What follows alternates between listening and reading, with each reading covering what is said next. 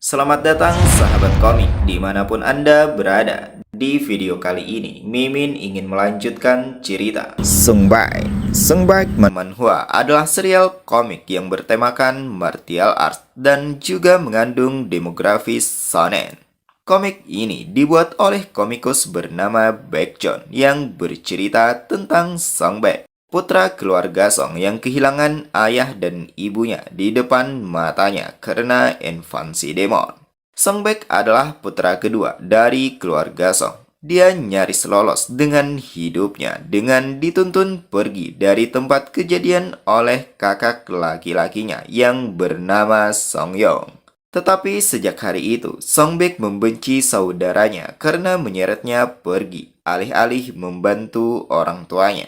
Dia kehilangan keluarganya, klannya, segalanya, dan mengembara di pedesaan Zaugo, dan kakak laki-lakinya tidak kembali setelah pergi mencari makanan. Mimin ucapkan terima kasih kepada teman-teman yang memberikan like dan memberikan komentar positif. Jangan lupa menekan tombol subscribe agar teman-teman mendapatkan notifikasi jika ada video terbaru.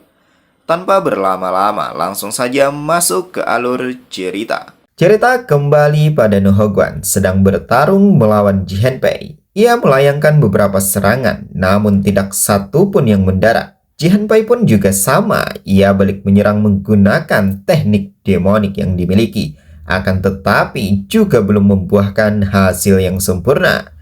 Merasa persaingan begitu ketat, Nohogwan mencoba memamerkan teknik yang berbeda, lalu melaju melepaskan beberapa tebasan.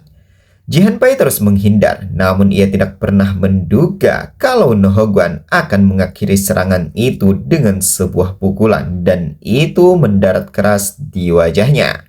Mendapati ini, ia tidak tinggal diam. Ia mengumpat kesal dan membalasnya dengan cakar Dragon Hand. Ini membuat Nohogwan termundur jauh ke belakang dan mengharuskan Nohogwan menghentikan laju tubuh menggunakan pedang. Nohogwan mendengus bergumam, sudah menduga kalau serangan yang ia kerahkan akan berhasil. Tapi ia mengakui kalau itu benar-benar tidak mempan pada Jihenpei. Dragon Hand adalah demonic art, tetapi merupakan teknik tingkat tinggi yang hanya bisa dipelajari oleh murid langsung pemimpin kultus. Sejujurnya, ia ingin melarikan diri, tapi pasti tidak bisa. Ia tidak bisa menunjukkan sisi dirinya yang begitu menyedihkan di depan wanita yang telah membuatnya jatuh cinta. Menyadari akan hal ini, ia kembali berduel dengan segala kemampuan yang ada. Chalseren yang melihat tentu saja bingung. Sebenarnya siapa pria itu? Tiba-tiba datang membantu, namun mau bertarung sampai seputus asa ini. Seketika gumamnya terhenti, muncul sebuah bayangan tentang kejadian masa lalu saat dimana ia digoda oleh seorang pria, dan kala itu Sungbaiklah yang datang menolong dan membinasakan si pria. Bayangan ini sejenak membuatnya bertanya-tanya, apa ini? Bukankah ingatan ini? Sebelum gumamnya selesai, ia tersentak dan terjaga mendapati panggilan Nohogwan bertanya apa yang Shirin lakukan. Nohogwan meminta agar Shirin segera lari. Mendengar itu, Shirin terdiam terbelalak seakan seperti orang linglung dan hilang arah dengan apa yang terjadi. Di sisi Jihenpei, ia menyindir kalau Nohogwan masih sempat-sempatnya melamun. Bersamaan ini ia kembali melayangkan serangkaian pukulan tanpa ampun pada Nohogwan. Shirin penuh tanya, bayangan apa yang barusan? Apakah kenangan dari masa lalu? Jika itu benar, berarti bahkan saat itu dirinya hanyalah beban bagi seseorang. Ia kemudian melirik pada pedangnya yang tergeletak lalu memungut kembali, berniat untuk tidak ingin menjadi beban lagi bagi orang lain. Dengan segala tekad yang ada, ia bangkit berdiri menggenggam erat pedangnya yang patah. Kembali pada Jihenpei yang terus melepaskan pukulan tiada henti sembari berkata, meski Nohogwan bukan siapa-siapa, tapi Nohogwan cukup lumayan untuk bisa bertahan. Mari mereka lihat sampai kapan Nohogwan mampu.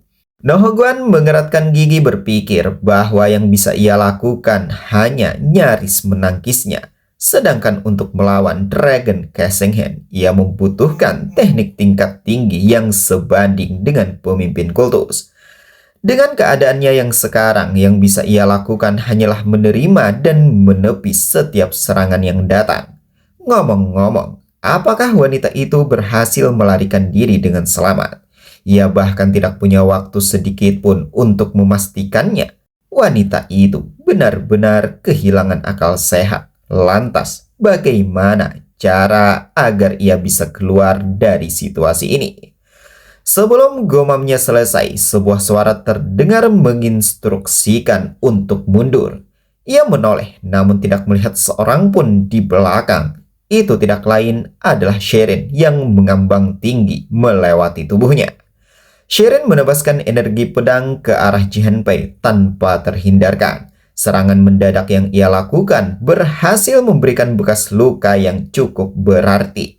Jihanpei mengumpat kesal memandang ke arah lengannya yang mengeluarkan cairan merah.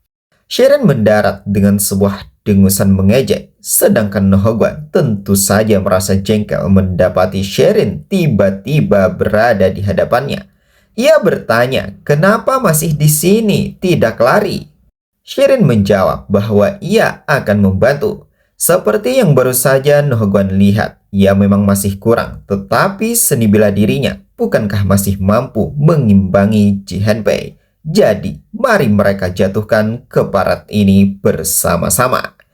Jihanpei angkat bicara berkata bahwa Sherin dan Nohogwan benar-benar pandai membuat masalah.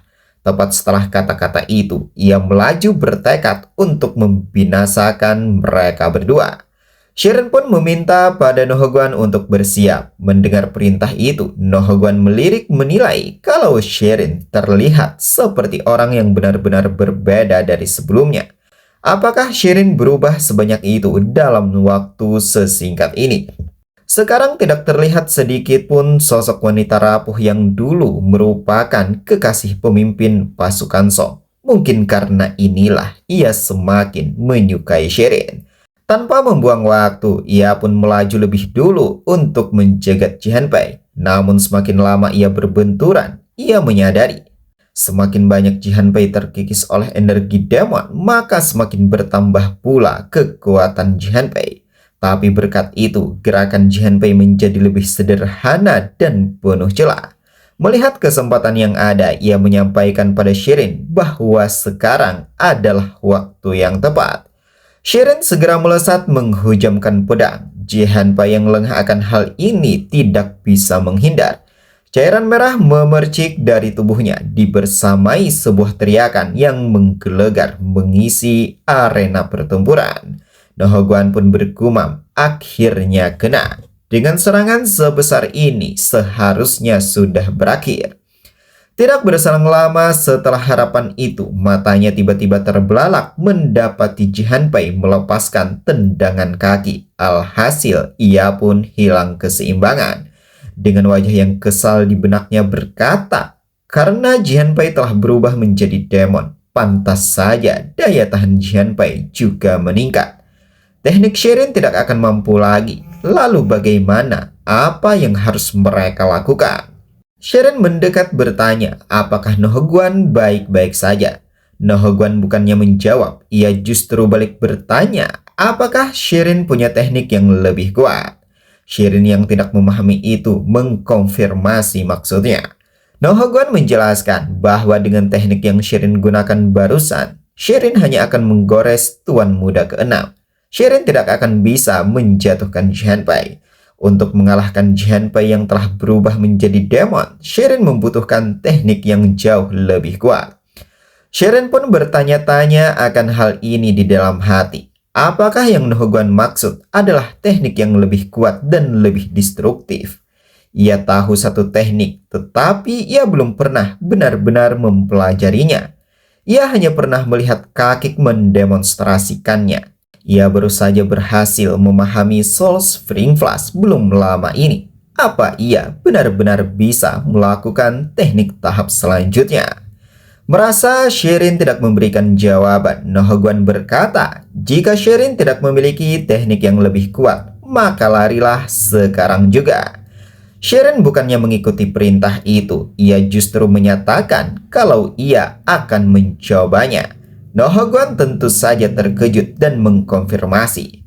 Sembari mengangkat pedang, Shirin pun meminta pada Nohogwan untuk memberinya sedikit waktu dan ruang. Beralih pada Chalwo sedang melaju dengan kecepatan tinggi, menyisakan hembusan angin yang luar biasa. Ia menyadari kalau dirinya telah ceroboh. Ia kira tidak seorang pun yang akan berani menyentuh Shirin karena statusnya. Ia lupa bahwa murid-murid pemimpin kultus tidak bisa dihukum terlepas dari apapun yang mereka lakukan.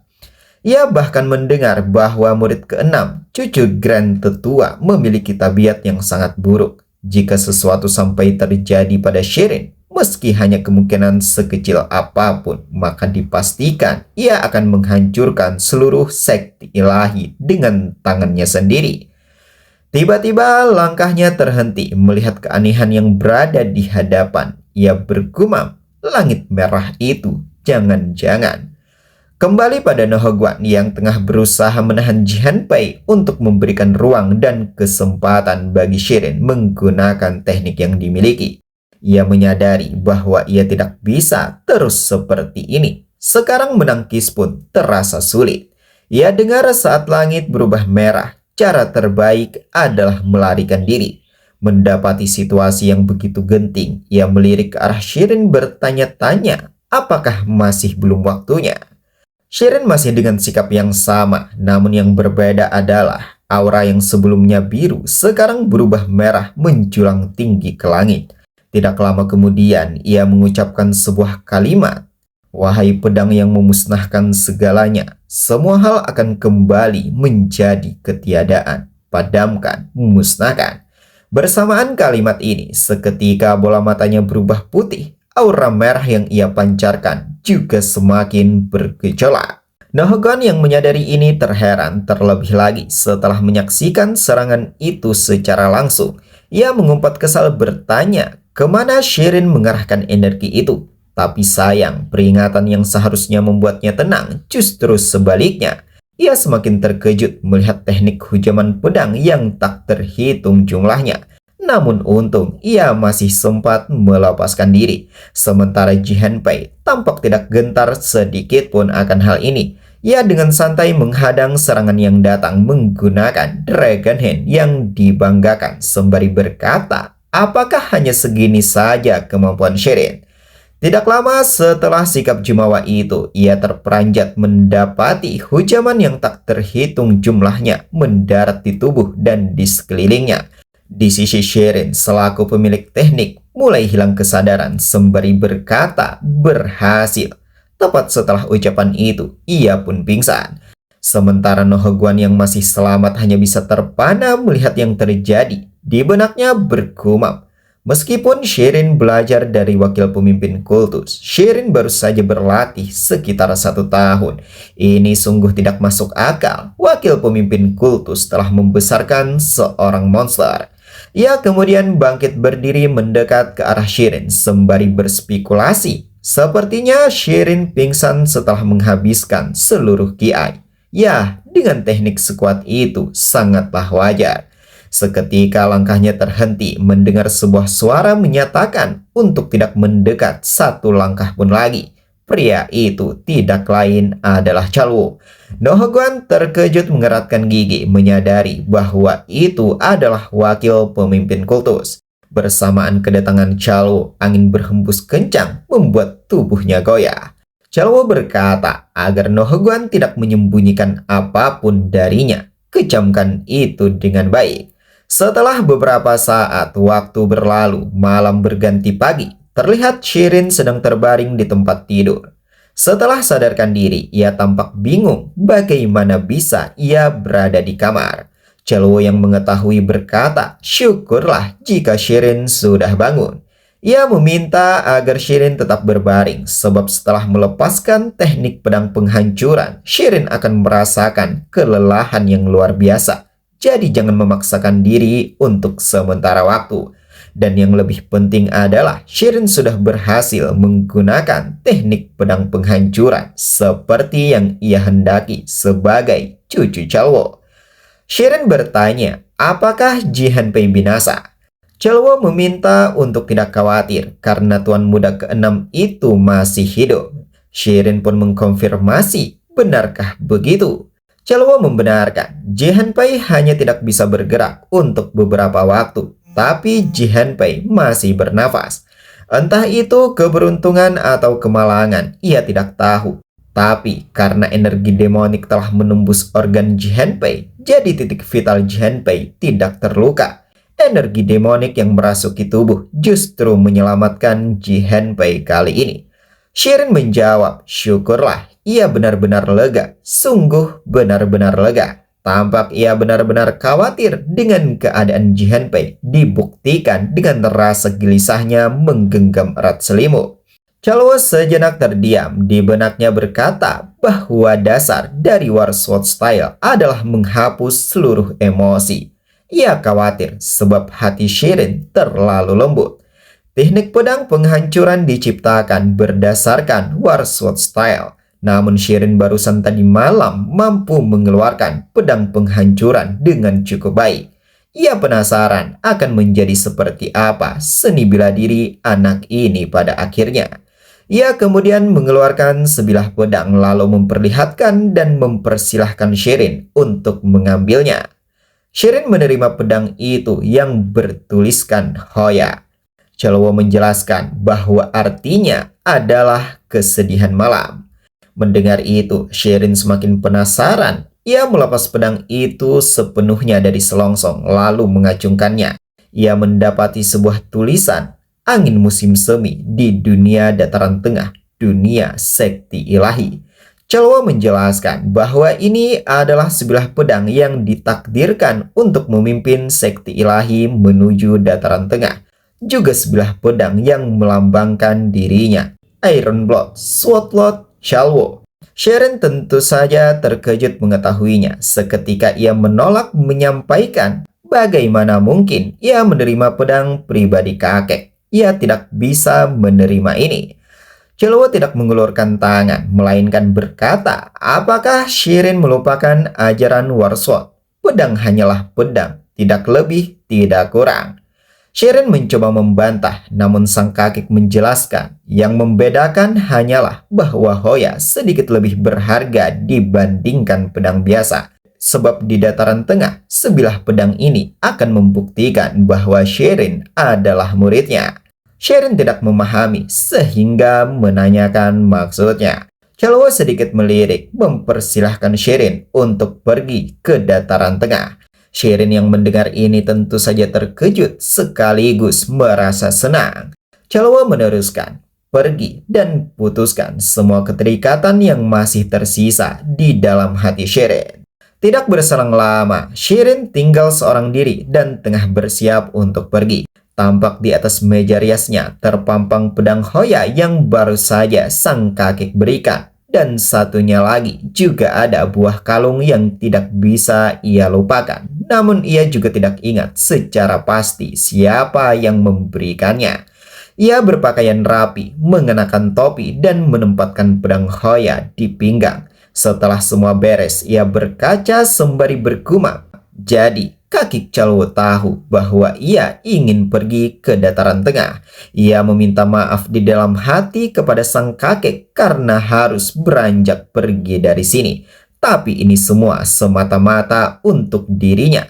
Kakek datang membawanya ke sekti ilahi dengan kehidupan yang bebas tanpa banyak masalah. Namun hatinya terus tertarik ke dunia luar. Ia merasa jika ia tidak pergi sekarang, ia tidak akan pernah bisa menemukan dirinya lagi. Dengan tekad yang bulat, ia pun beranjak pergi dari tempat istirahatnya. Saat sedang berada di pelataran, langkahnya terhenti mendapati seorang pria sedang menunggu. Ia terkejut karena mengenali pria itu adalah orang yang membantunya sewaktu bertarung melawan Jihan Pei. Pria ini memperkenalkan diri bahwa namanya adalah Nohogwan, merupakan guardian peringkat ke-7 dari Law Hall. Ia memberi hormat menyampaikan bahwa ia telah diperintahkan untuk mengawal perjalanan Nona Shirin ke dataran tengah. Tidak berselang lama setelah mereka beranjak pergi, Chelwo yang sedari tadi mengamati mulai menampakkan diri. Ia berkata bocah itu pergi tanpa pamit sedikit pun. Apakah Shirin benar-benar sangat ingin melihat dataran tengah? Terlepas dari itu, ia tidak tahu apa yang sedang direncanakan oleh Master Balai Penjaga. Meskipun Nohogwan adalah pesuruh Yu Jongsin, tapi karena Nohogwan mengetahui masa lalu Shirin dan telah bersedia mempertaruhkan nyawa demi Shirin, maka Nohogwan seharusnya bisa dipercaya. Ia kemudian memejamkan mata dengan berat hati berkata, apapun pilihan Shirin, ia tidak akan menyalahkan Shirin. Cerita berlanjut pada Shirin sedang dibersamai Nohogwan untuk pergi ke dataran tengah. Nohogwan menjelaskan bahwa Ma Jiongho adalah basis terdepan yang didirikan sekti ilahi untuk maju ke dataran tengah. Semua informasi dari dataran tengah dikumpulkan di sana dan dikirim kembali ke sekti ilahi. Jadi mereka akan menuju Ma Jiongho terlebih dahulu dan mencari jejak masa lalu Nona Shirin. Shirin terdiam tidak memberikan jawaban, sementara Nohogwan tiba-tiba melajukan langkah. Semakin Shirin mengejar, semakin cepat Nohogwan berjalan. Nohogwan berkeringat dingin dan mengeratkan gigi. Shirin yang mendapati ini tentu saja bingung. Tiada angin, tiada hujan, Nohogwan tiba-tiba menjaga jarak darinya.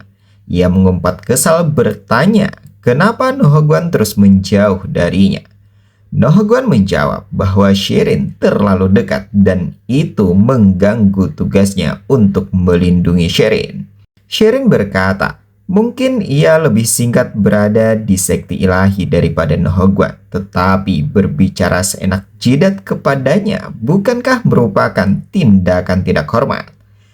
Kalau mereka hanya berjalan berdampingan, ia tidak akan mempermasalahkannya.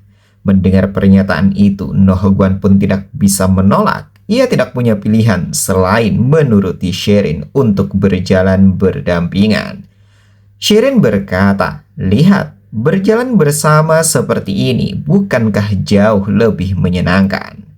Sekarang sekujur tubuh Nohogwan dipenuhi keringat sembari menjawab bahwa ia mengerti. Tapi tolong jangan mendekat lebih dari ini, sebab itu akan mengganggu tugasnya sebagai pengawal.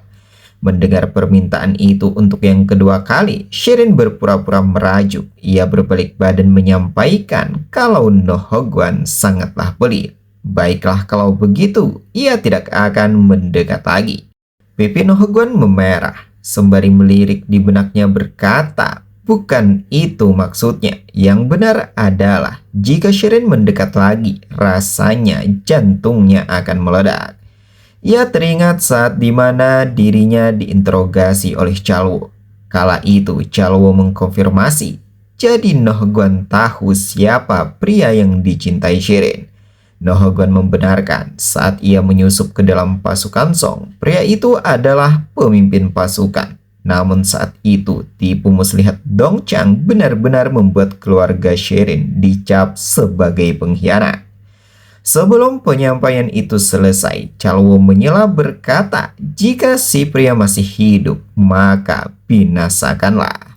Seketika Nohogwan terbelalak mendengar permintaan itu. Chalwo meneruskan menyuruh Nohogwan untuk pergi ke dataran tengah dan menghapus semua yang berhubungan dengan Shirin. Hanya dengan begitu Nohogwan bisa hidup. Mengingat itu, Nohogwan terus bergumam bahwa semakin ia jatuh cinta pada Shirin, semakin besar pula kemungkinan kakek angkat Shirin akan membinasakannya. Shirin kembali berbicara menyampaikan, meski Nohogwan menyebalkan, ia benar-benar bersyukur. Sejak datang ke sekti ilahi, ini pertama kalinya ia merasa memiliki seseorang yang berada di pihaknya selain sang kakek. Dan bahkan Nohogwan mau membantunya untuk mengingat kembali kenangan yang telah ia lupakan. Jadi ia menghendaki agar Nohogwan terus menemaninya mulai sekarang. Nohogwan bukannya senang, ia justru semakin kecut menyampaikan kalau ini tidak bisa dibiarkan. Mereka harus menjaga jarak lagi. Bersamaan ini, ia pun kembali menjauh, sementara Shirin kembali mengejar, mengatakan kalau ini adalah perintah. Nohogon menjawab bahwa ia menolak dan lebih baik binasakan saja ia. Beralih pada Jin Jujeong sedang membaca sebuah surat dari sang bawahan yang begitu setia. Ia mengkonfirmasi sejak kapan wakil pemimpin kultus ilahi mempunyai seorang cucu. Pendekar wanita menyampaikan sekitar 1 tahun yang lalu, Chalwo kembali ke sekte tidak hanya seorang diri, melainkan membawa seorang wanita. Wanita itu bukan cucu kandung, tetapi adalah cucu angkat. Namun sesuai yang ia dengar, kasih sayang Chalwo pada si wanita sangatlah luar biasa. Jadi mereka tidak boleh lalai sedikit pun dalam menyambutnya. Mendengar itu, Jin Jujeong mengumpat kesal. Ia mendengus berkata, apakah sekte ilahi pikir Mahjong ini seperti penginapan pinggir jalan? Yang lebih penting adalah bagaimana dengan pedang giok putih. Seketika pendekar wanita menyadari dan merasakan sesuatu yang tidak beres. Ia menyampaikan sepertinya mereka kedatangan penyusup. Beralih pada MC sedang berjalan di hamparan para mayat. Di benaknya berkata, kalau ia sudah menduga akan ada penyergapan di sini, tetapi kenapa semua orang sudah binasa? Ia mengamati kalau para mayat masing-masing tewas hanya dengan satu tebasan. Sungguh pekerjaan yang mengesankan. Tetapi bekas senjata ini belum pernah ia lihat sebelumnya. Siapa sebenarnya pelakunya? Seketika pandangannya teralihkan pada sebuah pohon yang mana di samping pohon itu terdapat batu besar. Di saat ia mendekat, ia menemukan adanya 2 bilah pedang tanpa selongsong dan mendapati adanya seorang gadis sedang tertidur pulas. Di benaknya berkata bahwa ia belum pernah melihat pedang dengan bentuk seperti ini. Apakah bilah ini murni dibuat untuk kecepatan? Dilihat dari luka pada mayat, gadis ini pasti adalah pelakunya. Tapi kenapa gadis ini membinasakan orang-orang Mahjong? Tepat setelah gumam itu, angin tiba-tiba berhembus kencang. Gadis itu terbangun melesatkan serangan berkecepatan tinggi. Namun untung MC masih sempat bereaksi membelah energi itu. Setelah adegan itu, si gadis kembali bertengger di batu, meletakkan kembali kedua pedangnya dan tidur lagi tanpa mengucapkan sepatah kata pun. MC yang mendapati ini menyimpulkan kalau si gadis adalah seorang pendekar. Ia sama sekali tidak bisa merasakan kehadiran gadis ini. Namun gadis ini tetap saja bisa melancarkan serangan sebuas dan semengerikan ini. Bahkan setelah adegan barusan, aura si gadis menghilang begitu cepat dan sekarang hanya terlihat seperti sedang tidur. Siapa gadis ini sebenarnya? Gadis kecil masih menunjukkan sikap yang sama dengan mata terpejam, sementara MC menatap dengan tajam menyadari adanya pergerakan dari si gadis sehingga menilai kalau gadis kecil akan datang. Namun pada kenyataannya gadis kecil hilang keseimbangan dan kembali tumbang. MC tentu saja bingung terlebih melihat si gadis lagi-lagi tertidur pulas seperti sebelumnya. Waktu berlalu, malam telah tiba. Tampak gadis kecil telah sadarkan diri. Ia berbangun meregangkan badan dan mendapati adanya kumpulan mayat tepat berada di hadapan. Namun anehnya, ia tidak menunjukkan rasa keterkejutan, melainkan biasa-biasa saja sembari berkata, "Ah, lagi-lagi." Kalimat itu menggambarkan seolah ia sudah sangat sering mengalami hal semacam ini. Seketika ia tersentak mendengar sebuah suara bertanya, apakah tidurnya sudah selesai? Ia menoleh ke sumber suara dan mendapati adanya seorang pria sedang menghangatkan badannya menggunakan api unggun. Tidak lain adalah Sung Bae. Dengan nada yang terbata, gadis kecil bertanya, siapa si pria? MC bukannya menjawab, ia justru balik bertanya, apakah gadis kecil pengguna seni ilahi yang berjalan dalam mimpi atau dengan sebutan lain, Dream Walking Divine Art? Gadis kecil menjawab, sejujurnya ia juga tidak terlalu tahu. Sang kakek hanya bilang bahwa ini adalah divine art yang diajarkan kepadanya, dan di dalam mimpinya ia selalu bergerak sambil menggunakan dua bilah pedang. Jadi ini adalah seni ilusi di mana ia menggunakan dua pedang. Sejak ia mempelajarinya, ia terus tidur sepanjang waktu, terkecuali sekitar 3 jam dalam sehari. Itulah kenapa ini juga menjadi masalah besar baginya. Ia keluar untuk mencari sang kakek, tetapi ia terus tertidur di mana saja. Dengan keadaan seperti ini, entah kapan ia bisa bertemu dengan sang kakek. Tatapan MC semakin menajam menyimpulkan, jadi divine art ini hanya muncul saat tertidur. Sepertinya gadis ini tidak berbohong. Kemungkinan besar saat gadis ini sedang tidur, orang-orang Majeongho mencoba menyentuh dan malah terbunuh. Di usia semuda ini, gadis ini telah menjadi roh pembinasa tanpa menyadarinya. Merasa Sung Baek sedari tadi terdiam, gadis kecil bertanya, "Ngomong-ngomong, apakah Sung Baek tahu tentang turnamen agung?" MC yang merasa belum jelas mengkonfirmasi sekali lagi. Gadis kecil membenarkan. Ia dengar sang kakek kemungkinan besar akan pergi ke sana. Jadi kalau Sung Baek juga tertarik, ia pikir mungkin mereka bisa pergi bersama. MC pun berpikir bahwa turnamen agung adalah tempat jalur ortodoks dan demonik bertarung untuk memperebutkan supremasi. Sedangkan turnamen bela diri aliansi Murim, ia rasa adalah kompetisi yang menentukan siapa yang berhak ikut.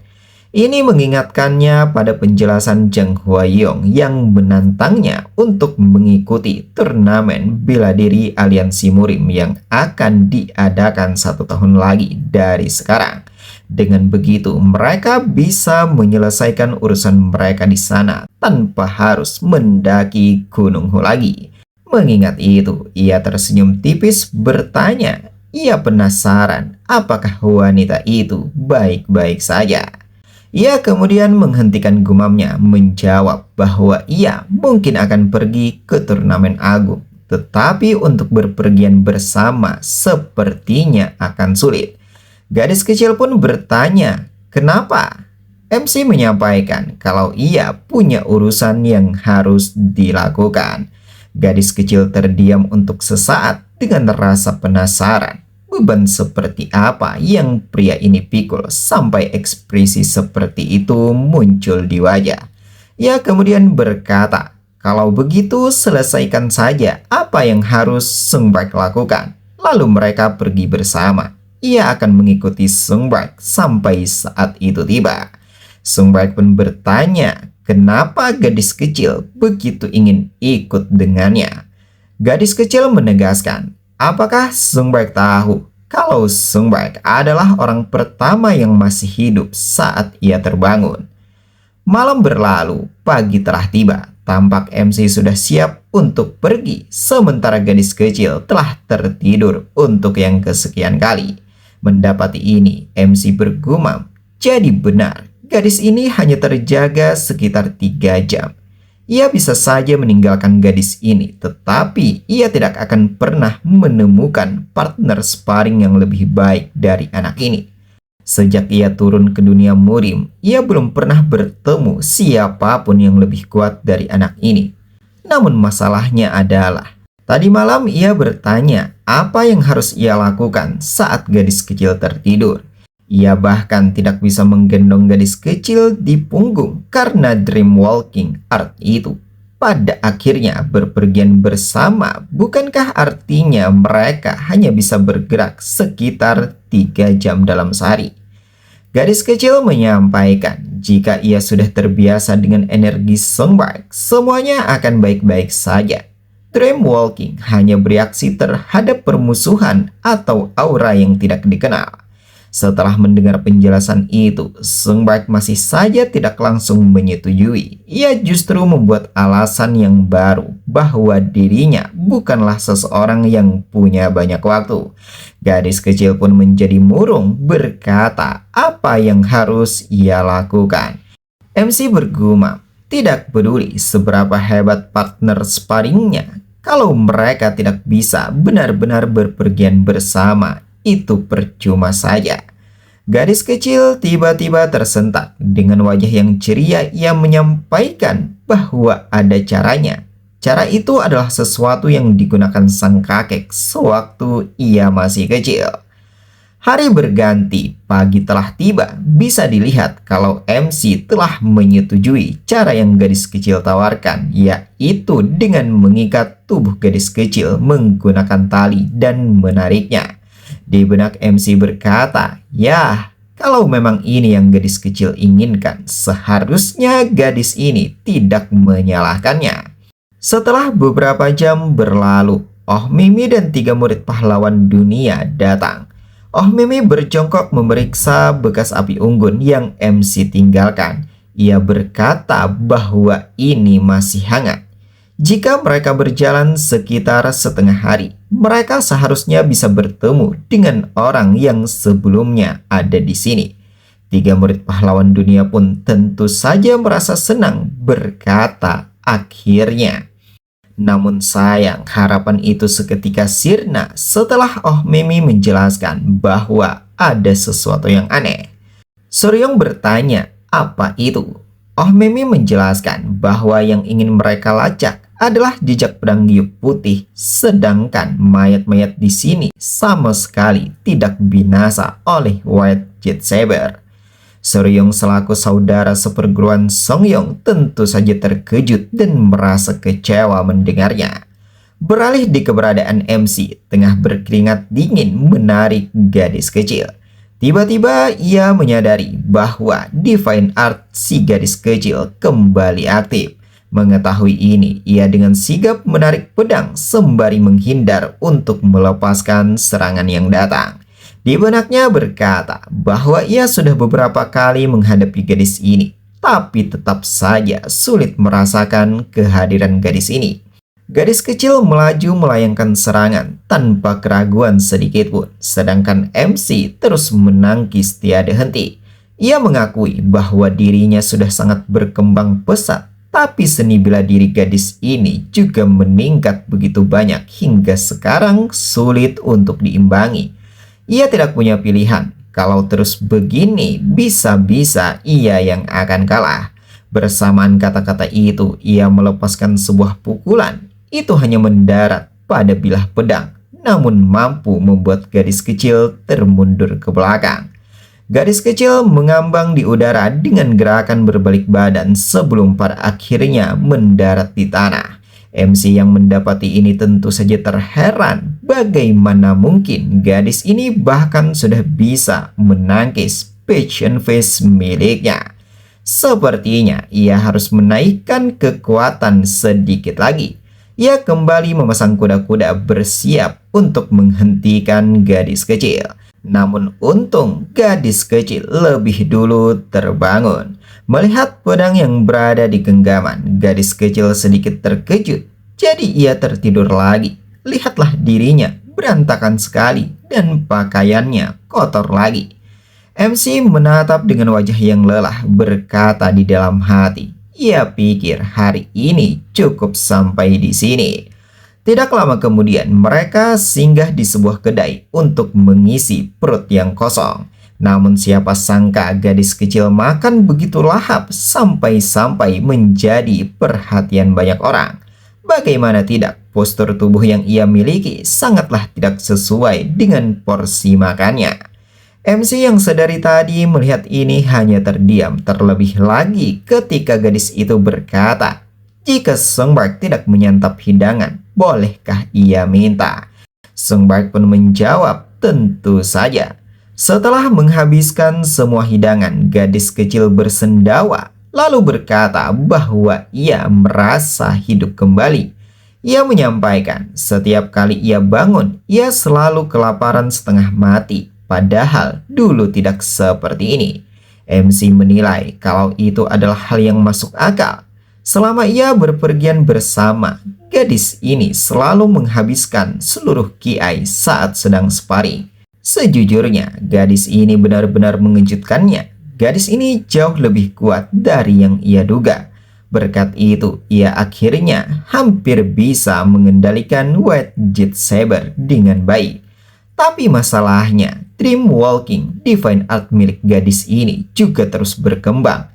Masalah lain adalah saat gadis ini terjaga sangat takut dengan darah dan terlalu lembut untuk menjadi pembinasa. Sifat lembut itulah yang justru menahan perkembangan si gadis. Mungkin akan lebih baik bagi mereka berdua jika segera berpisah. Merasa sedari tadi tidak ada perbincangan, si gadis pun bertanya apa yang sedang Sung Baek pikirkan sehingga begitu serius. MC sejenak terdiam lalu bangkit berdiri menjawab tidak ada. Kalau gadis kecil sudah selesai makan, ayo mereka pergi. Sebelum mereka beranjak keluar, tiba-tiba seseorang datang berkata, apakah sudah mau pergi? Ia ingin berterima kasih dengan layak karena MC dan gadis kecil sudah meningkatkan penjualannya hari ini. Pria ini bernama Dong Seo, saudara dari Po Jeong, sang pemilik faksi Haumon yang bergerak di bidang informasi. Terlihat gadis kecil kembali menikmati cemilan sembari menilai kalau ini adalah tempat yang bagus. Pemilik tempat bahkan memberinya makanan penutup hanya karena ia makan banyak. Tapi kenapa orang itu tiba-tiba meminta para tamu untuk mengosongkan meja?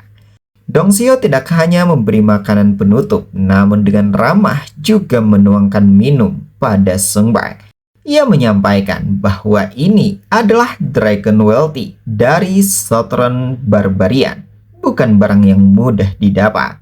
Tanpa banyak berbasa-basi, MC angkat bicara berkata, Dong Seo tidak terlihat seperti pemilik kedai. Siapa Dong Seo sebenarnya? Dong Seo bukannya menjawab, ia justru bertele-tele berkata, entahlah, menurut Sung Baek sendiri siapa ia? Sejujurnya akhir-akhir ini semuanya begitu kacau sampai bahkan ia sendiri tidak yakin. Tapi setidaknya ia memang ingin bertemu dengan Sung Baek sekali. Seorang pemuda yang telah menumpahkan cairan merah lebih banyak daripada siapapun akhir-akhir ini. Pemilik White Jet Saber. Bukankah benar begitu? Mendengar itu, Sung Baek melirik menyadari bahwa si pria bukanlah sembarang orang sehingga mengetahui tentang dirinya. Menyadari ini, ia menggenggam erat pedang dan mengalirkan kiai sembari bertanya, apakah si pria dari Mahjong? Dong Seo berbalik badan mengucapkan permintaan maaf jika telah menimbulkan kesalahpahaman. Ia kemudian sedikit meledek berkata bahwa dirinya adalah pemimpin pasukan Song yang punya sedikit urusan dengan kelompok itu. Mendapati pernyataan itu, MC menatap dengan tajam lalu meletakkan kembali pedangnya. Ia menilai kalau Dong Seo tahu banyak tentang dirinya. Ia pun menanyakan, apakah Dong Seo berasal dari klan Hao? Dong Seo menjawab, izinkan ia memperkenalkan diri dengan benar. Namanya adalah Yom Dong Seo yang bertanggung jawab atas klan Hao. Singkat cerita, setelah saling berbincang bersama Dong Seo, MC pun meninggalkan kedai itu. Di sisi gadis kecil, ia meminta Sung Baek untuk menunggu dan bertanya, kenapa Sung Baek tiba-tiba bilang kalau mereka harus berpisah. Sung Baek menjawab bahwa ada sesuatu yang harus ia lakukan. Dengan wajah yang sedih, gadis kecil menimpali bahwa Sung Baek telah berbohong. Bukankah dari kemarin sampai sekarang semuanya baik-baik saja? Apakah karena ia makan terlalu banyak? Baiklah kalau begitu, berikutnya ia akan makan lebih sedikit. Jadi mari untuk tetap berpergian bersama. MC tidak menjawab karena teringat percakapan sebelumnya saat dimana Dong Seo menjelaskan tentang benteng Seosang, lembah naga kuning. Dong Seo menyampaikan bahwa di sanalah markas utama Ma Jiongho berada. Ia menjamin keaslian peta ini atas namanya sebagai Master Klan Hao. Sung Baek berkata di dalam hati, akhirnya ia akan menemukan markas Mahjong. kelompok yang telah membinasakan keluarganya. Namun ia tidak percaya begitu saja, sehingga untuk meyakinkan, ia pun bertanya, kenapa klan Hao membantunya? Ia kira urusan mereka sudah selesai. Dong Xiao menjawab, sejujurnya meyakinkan para tetua soal ini tidak mudah, bahkan baginya. Memberitahu Sung Bak terkait keberadaan Ma Jiongho berarti pihak mereka sama saja secara terbuka menjadikan kelompok Ma Jiong sebagai musuh.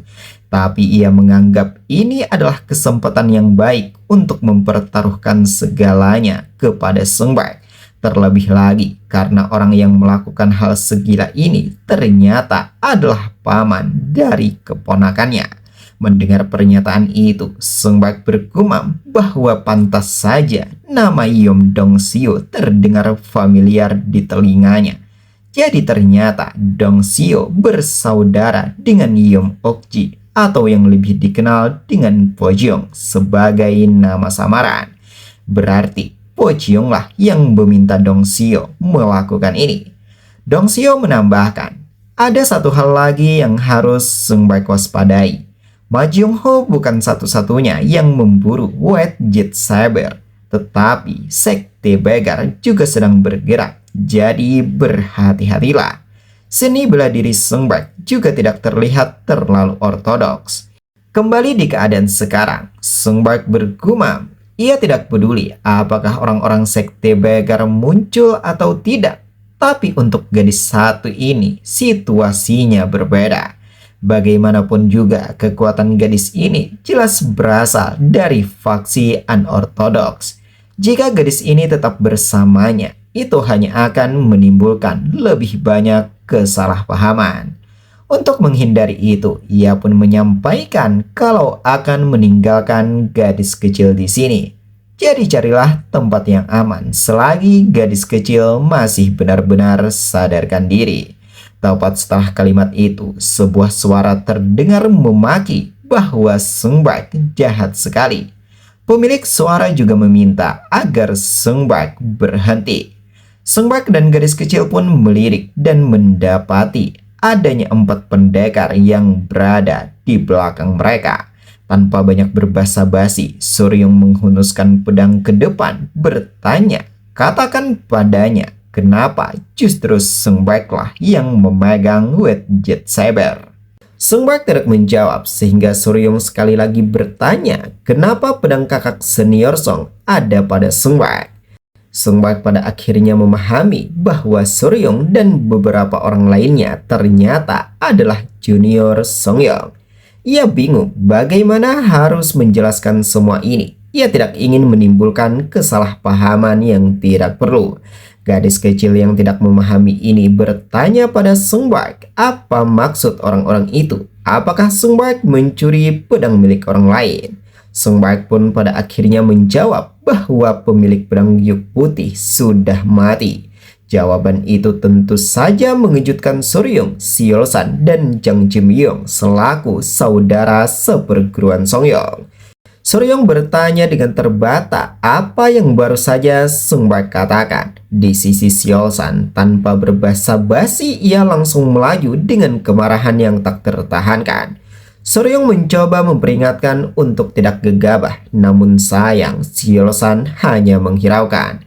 Gadis kecil yang melihat tentu saja bingung. Apa-apaan tiba-tiba menyerang begitu saja. Sebelum kalimat itu selesai, ia terkejut mendapati sentuhan di pundak dan ditarik mundur ke belakang hingga membuatnya melambung di udara. Itu adalah ulah Sung Bak untuk mengamankan si gadis kecil.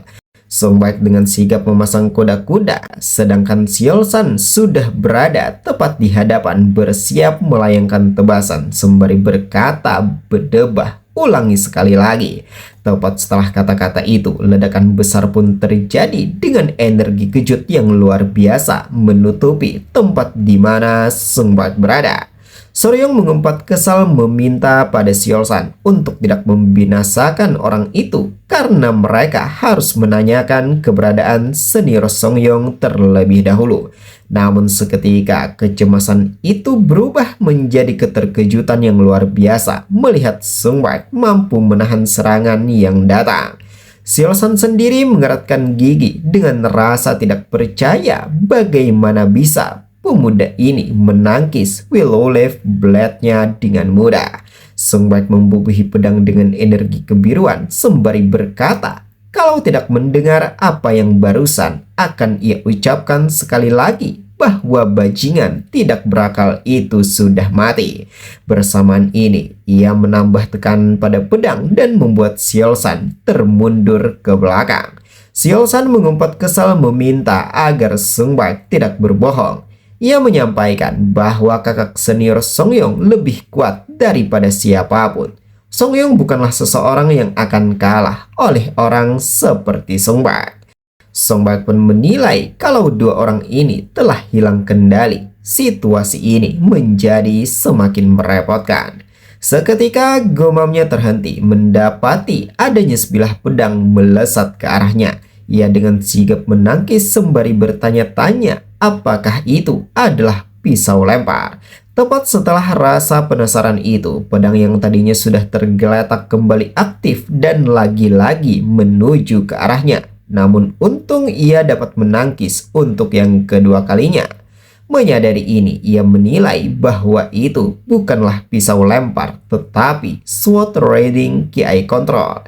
Di tengah berlangsungnya pertarungan, Soryong lagi-lagi angkat bicara berkata bahwa ia akan bertanya untuk yang terakhir kali, apakah sang senior yang bernama Songyong benar-benar sudah mati? Sejenak suasana menjadi hening dipenuhi ketegangan. Tidak lama setelah itu, Sung Baek secara tegas menyatakan kalau Songyong telah binasa. Mendengar itu, Seolsan dengan spontan naik pitam. Ia berteriak sekeras mungkin pertanda bahwa kemarahannya benar-benar tak terbendungkan. Sembari melaju ia berkata akan membinasakan dan mencabik-cabik mulut Sung Baek yang kotor itu. Sung Baek terheran untuk sesaat mendapati Seolsan hilang kendali. Seolsan mengayunkan pedang membabi buta ke segala arah hingga menyisakan percikan energi yang tak terhitung jumlahnya. Bahkan jika dilihat dari kejauhan, energi itu benar-benar menutupi keberadaan mereka. Soryong yang sedari tadi meredam amarah sekarang juga tidak bisa menahannya lagi. Ia memanggil sang rekan yang bernama Jang Jimyong menyuruh untuk membinasakan Sung Baek. Tanpa membuang waktu, Jang Jimyong pun menarik dua pedang yang tersisa lalu mengendalikannya menggunakan Ki. Ia berkata bahwa kakak senior Songyong adalah orang yang baik, bahkan terlalu baik sampai-sampai seperti orang tidak berakal.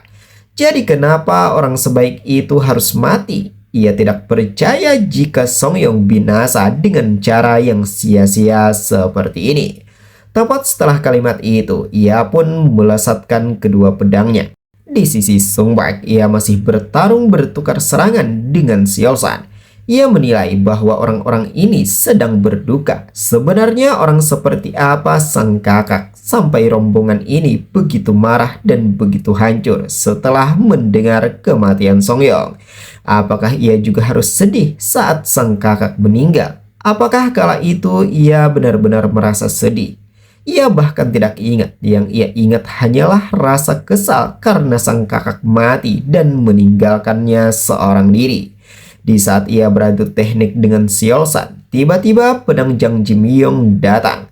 Menyadari ini, ia bersiaga, sementara Jang Jimyong sendiri juga bersiap menghujamkan pedangnya sembari meminta pada Seolsan bahwa sekarang adalah waktu yang tepat. Seolsan yang memahami itu segera melakukan sembari memaki agar Sung Baek mati. Namun sayang, tebasan yang ia kerahkan dapat ditahan. Sung Baek kemudian melompat tinggi di udara untuk berancang-ancang. Ia berkata di dalam hati, menyedihkan. Apa haknya untuk menyebut dirinya sebagai adik dari Songyong? Apakah keinginannya untuk membalas dendam pada sang kakak jauh lebih besar daripada rombongan orang-orang ini? Apakah ia mengenal sang kakak lebih baik daripada mereka? Ini benar-benar membuatnya geram. Mendapati perasaan dan pikiran yang begitu kacau, ia pada akhirnya memutuskan menggunakan salah satu teknik pamungkas, yaitu mengumpulkan energi dalam jumlah besar yang kemudian terbentuk menjadi sebuah lingkaran layaknya bulan. Soryong yang menyaksikan ini terbelalak bertanya-tanya, apakah itu bulan? Di sisi Jang Jim-yong yang belum mengetahui jurus itu, ia tidak gentar sedikit pun. Ia justru meledek, seni bela diri aneh macam apa itu. Pada akhirnya, itu hanya tipuan belaka, tidak akan berhasil terhadap mereka. Xiao San juga masih memasang sikap yang sama tanpa ada keraguan. Di saat Sung Bak bersiap melepaskan energi itu, Soryong semakin tidak percaya. Ia seolah dihantui dengan rasa takut yang luar biasa. Dirinya yang mengetahui teknik itu dengan sigap meminta pada semua rekan untuk menghindar sekarang juga. Tepat setelah perintah itu, Sung Bak pun melepaskan teknik pamungkas itu ke arah mereka. Xiao San dan Jang Jim-yong yang tadinya bersikap jumawa seketika menjadi panik bertanya-tanya apa itu. Energi melesat berkecepatan tinggi dengan aura yang begitu kuat hingga pada akhirnya menyebabkan terjadinya ledakan besar pada area pertempuran. Ini membawa Soryong ke alam bawah sadar, mengingatkannya pada kejadian masa lalu sewaktu ia masih kecil. Kala itu ia sedang bersantai dengan sang kakek, lalu menyatakan bahwa bulannya indah sekali. Sepertinya suasana hati sang kakek sedang baik. Sudah lama sejak sang kakek pergi ke dunia murid. Tapi kenapa kakek Han Hyun bilang kalau kakek Han Hyun harus menebas bulan yang seindah itu? Sang kakek yang bernama Damo mengkonfirmasi, apa benar Han Hyun bilang begitu? Soryong membenarkan. Belum lama ini, ia melihat kakek Han Hyun di arena sparring di pavilion bela diri, melepaskan berbagai jurus ke arah bulan. Kakek Han Hyun terlihat sangat menikmati seni bela diri yang dimiliki, seolah benar-benar tenggelam di dalamnya. Tapi pada akhirnya, kakek Han Hyun turun dari panggung dengan wajah yang sangat muram. Jadi kala itu ia bertanya, kenapa? Saat itu kakek Han Hyun bilang bahwa untuk menyempurnakan seni bela diri yang dimiliki, kakek Han Hyun harus menebas bulan. Bukankah itu aneh sekali? Kakek Han Hyun sudah dijuluki sebagai yang terhebat di bawah langit. Tapi kenapa masih memaksakan diri untuk terus berlatih begitu keras? Damo terdiam untuk sejenak, lalu kemudian meletakkan gelas minum sembari menjelaskan bahwa jika suatu hari nanti Soryong bertemu dengan seni bela diri yang membuat bulan terbit, maka larilah. Ia pun bertanya, kenapa harus lari? Di saat sang kakek hendak menjawab, ia mulai sadarkan diri mendengar panggilan Jang Jim-yong yang membangunkannya. Ia terbangun dengan rasa cemas bertanya, apakah semua orang baik-baik saja? Jang Jim-yong membenarkan, Xiao San hanya terluka sedikit, tapi nyawa Xiao San tidak dalam bahaya. Lantas bagaimana dengan Soryong? Karena ia sendiri terus tegang saat tersapu oleh energi itu. Soryong tidak menjawab sebab perhatiannya telah teralihkan dengan efek serangan yang baru saja Sung Bak kerahkan.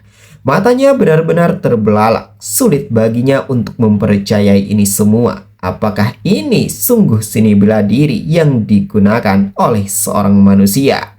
Di tengah rasa keterkejutan yang mendalam, tiba-tiba sebuah suara terdengar mengucapkan permintaan maaf karena masih belum terlalu mahir dalam mengendalikan kekuatan. Pemilik suara tidak lain dan tidak bukan adalah Sung Bak. Yang semakin membuatnya terheran adalah bahwa Sung Bak telah duduk di dekat mereka sambil memangku gadis kecil. Soryong mengeratkan gigi dengan rasa kesal yang luar biasa. Namun Jang Jim-yong mulai menyadari bahwa Sung Bak bukanlah lawan yang sepadan untuk mereka. Dan Sung Bak juga tidak ada keinginan untuk membinasakan mereka. Sehingga ia meminta pada Soryong untuk menahan diri. Ia berkata, bukankah Soryong juga tahu jika pemuda ini benar-benar berniat membinasakan mereka, maka ia rasa tidak seorang pun dari mereka yang akan hidup. Melihat pemuda ini menahan niat membinasakan, ia tidak percaya jika pemuda ini telah mencelakai kakak senior Songyong. Meski begitu, idiot yang menerjang maju dengan keyakinan bisa mengatasi seni bela diri yang absurd itu hampir saja tidak akan tertolong. Tapi beruntung, pemuda ini menarik niat membinasakannya. Kalau tidak, ini tidak akan berakhir seringan ini. Soryong masih dengan sikap yang sama, lalu melirik pada lengannya yang tertahan oleh Jang Jim-yong. Namun tiba-tiba ia berusaha menarik untuk melepaskan pegangan itu.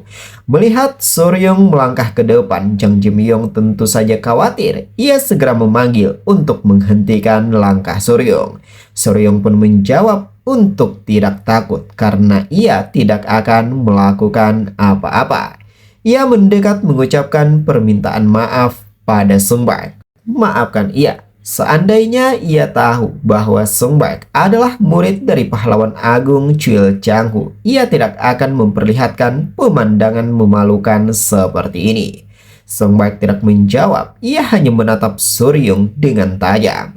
Soryong meneruskan bahwa ia pernah mendengar tentang Chul Changhu dari sang kakek, sosok yang tidak berpihak pada ortodoks maupun demonik, namun mencapai puncak dunia. Sosok yang sendirian mengalahkan para master dari ortodoks dan sekte demonik, lalu mengakhiri perang ortodoks dan demonik.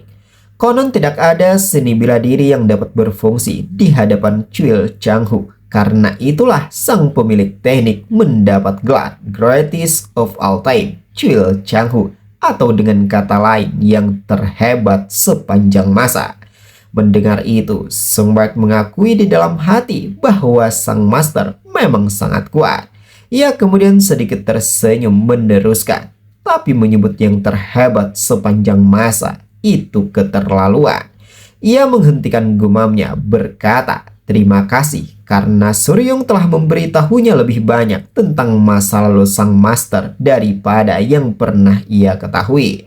Seketika ia tersentak mendapati Soryong menyela menyampaikan, meskipun Sung Baek adalah murid Chul Changhu, pedang giok putih tetaplah milik kakak senior Songyong mereka. Ia meminta agar Sung Baek mengembalikannya. Sejenak mereka saling menatap satu sama lain tanpa mengucapkan sepatah kata pun. Sung Baek bergumam, sepertinya sang kakak lebih sebagai saudara bagi mereka daripada dirinya. Mungkin memusnahkan Ma Jung-ho sebenarnya bukan demi membalas dendam untuk Songyong, melainkan hanya karena ia membutuhkan tempat untuk melampiaskan amarahnya. Ia sedikit melirik lalu menjawab, "Baiklah, akan ia kembalikan." Ia menyampaikan bahwa tampaknya hak untuk membalas dendam itu milik mereka semua, bukan milik dirinya. Alhasil, ia pun menyerahkan pedang giok putih itu dengan logowo. Setelah Soryong menerimanya, ia dengan segera menggendong gadis kecil bersiap untuk pergi. Namun sebelum itu, ia menyampaikan bahwa Songyong dimakamkan di belakang Song Manor. Ada batu nisan di sana, jadi tidak akan sulit untuk menemukannya. Adapun lokasi di mana Ma Jung-ho berada, pihak yang telah membinasakan Songyong sudah ia tandai di peta itu. Jang Jim-yong mengucapkan terima kasih atas kemurahan hati Sung Baek selaku sang pahlawan agung. Suatu hari nanti ia pasti akan membalas budi baik ini.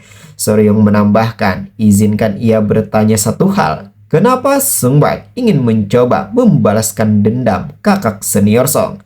Ia dengar pahlawan agung Chul Changhu biasanya tidak mencampuri urusan yang berada di luar jalan Changhu sendiri. Sung Baek pun menjawab tanpa keraguan bahwa Songyong adalah saudaranya. Itu tentu saja mengejutkan Soryong. Ia kemudian menambahkan, tapi ia rasa saudara-saudara Songyong bukanlah dirinya, melainkan Soryong dan para rekan lainnya. Kalau ia pikir-pikir, kira-kira perasaan apa yang mungkin masih tersisa untuk sang kakak yang kala itu menyuruhnya menunggu di Beijing sewaktu ia kecil, namun menghilang begitu saja tanpa kabar.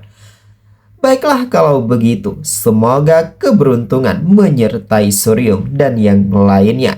Di saat ia ingin berlalu pergi, Suryong dengan terbata-bata bertanya siapa nama Sungbak. Sungbak pun menjawab bahwa namanya adalah Sungbak. Waktu berlalu, malam telah tiba, masih dengan tokoh yang sama, yaitu Suryong beserta 3 orang lainnya sedang menyalakan api unggun sembari berbincang satu sama lain. Seolsan yang mempunyai sifat pangkal emosi seketika menghujamkan pedang ke tanah berkata, "Apa-apaan pemuda barusan tadi? Apa benar adik kandung dari kakak senior Song? Apakah para rekan tahu apa yang ia pikirkan tentang pemuda itu?" Semakin ia pikirkan, maka semakin membuatnya marah. Jang Jimyong menyambung, "Kalau Seolsan marah, memangnya apa yang bisa Seolsan lakukan? Seni bela diri pemuda itu jelas berada beberapa tingkat di atas mereka." Seolsan mendengus, ia tidak bisa menerima hal ini begitu saja. Jang Jimyong meneruskan, "Bagaimanapun, bagaimana mereka akan menjelaskan hal ini kepada para master, terutama Master Damo? Kesedihannya pasti tak terbayangkan." Di sisi Suryong, ia termenung dengan luka yang mendalam mengingat saat dimana ia masih bersama Songyong. Namun siapa sangka itu adalah terakhir kalinya. Kala itu ia bertanya, apakah Songyong akan pergi lagi? Songyong membenarkan, sesuai yang ia dengar, ada seseorang yang mirip dengan adik laki-lakinya. Setelah semuanya selesai, ia akan kembali. Sebelum Songyong pergi, Suryong bertanya siapa nama adik kecil Songyong. Setidaknya ia harus tahu nama agar ia bisa mengenalinya saat ia pergi ke dataran tengah. Atau kalau Songyong mau memberitahu ciri-ciri lainnya, itu akan lebih baik dan ia akan menyampaikan pada rekan yang lainnya juga. Songyong dengan penuh ceria menyampaikan bahwa adik kecilnya adalah seseorang yang akan tumbuh lebih hebat darinya, anak yang tampan dan pintar. Di saat ia sedang berpikir untuk menyampaikan ciri-ciri lainnya, Suryong menyela meminta agar segera menyebutkan namanya. Ia menjawab bahwa sang adik bernama Sungbak, itulah saudara laki-lakinya. Setelah mengingat dan menceritakan semua itu pada sang rekan, ia bangkit berdiri berkata, ia rasa ia benar-benar harus mengembalikan pedang giok putih pada Sungbak. Sebab itu adalah pusaka keluarga Song. Jadi memang seharusnya Sungbaklah yang memegang dan mewarisinya. Begitu juga dengan hutang darah keluarga Song. Sungbaklah yang berhak membayarnya. Sejenak suasana menjadi hening. Tidak berselang lama, Seolsan bangkit berdiri menyampaikan bahwa ia tidak keberatan. Kalau ia bertemu bajingan kurang ajar itu lagi, akan ia tampar di wajah sekeras mungkin. Jang Jimyong ikut menyambung menyatakan kalau ia akan mengikuti apapun keputusan Suryong selaku sang senior. Mendapati persetujuan kedua rekan, Suryong melirik kepada Nona Oh menyampaikan bahwa permintaan mereka sebelumnya sudah selesai. Tapi bolehkah ia mengajukan permintaan baru, yaitu menemukan pemuda sebelumnya? Sembari menyantap makanan, Oh Mimi menjawab, selama Suryong membayarnya dengan layak, maka ia tidak akan keberatan. Suryong menegaskan, jika Sungbak ingin balas dendam untuk keluarga Song, mereka akan membantu sebab tidak akan mudah menghancurkan Ma Jeongho sendirian. Dan jika Sungbak menyerahkan balas dendam itu kepada mereka, maka mereka sendiri yang akan menangani Ma Jeong. Sebab jika para master mereka turun tangan, hal itu bisa memicu perang antara ortodoks dan demonik untuk yang kedua kalinya. Ia kemudian mengajak para rekan untuk pergi dan memastikan agar Ma Jeongho tahu murid siapa yang telah Ma Jeongho sentuh. Beralih di keberadaan gadis kecil yang tengah mengikuti MC. Tampak wajahnya dipenuhi keringat dengan nafas yang tersengal, pertanda merasakan kelelahan yang luar biasa, sementara MC masih terlihat segar bugar. Gadis kecil bertanya, sebenarnya mereka mau kemana? Bukankah mereka sedang menuju Ma Jeongho? Tapi kenapa arahnya berbeda dan tidak mau memberitahunya? Sungguh jahat sekali. Sung Baek menjawab, sudah ia bilang kalau terlalu berat, gadis kecil boleh kembali. Ia kemudian menyampaikan bahwa ia tidak akan bertarung untuk sementara waktu. Jadi kalau gadis kecil ingin meningkatkan seni bela diri, maka gadis kecil sebaiknya mencari orang lain. Gadis kecil tentu saja merasa jengkel mendengar pernyataan itu. Namun apa boleh buat, ia tidak punya pilihan selain mengikuti MC.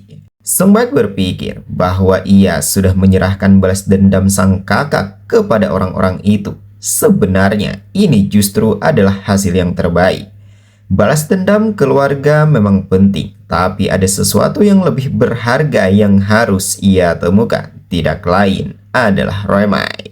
Gadis kecil mengumpat kesal mengatakan bahwa ia benar-benar tidak menyukai ini. Namun ia menyadari kalau berkat Sung Baek, seni bela dirinya meningkat pesat dan sejujurnya ia lebih aman jika bersama Sung Baek. Itulah kalimat yang terlintas di benak gadis kecil, begitu juga di benak Sung Baek.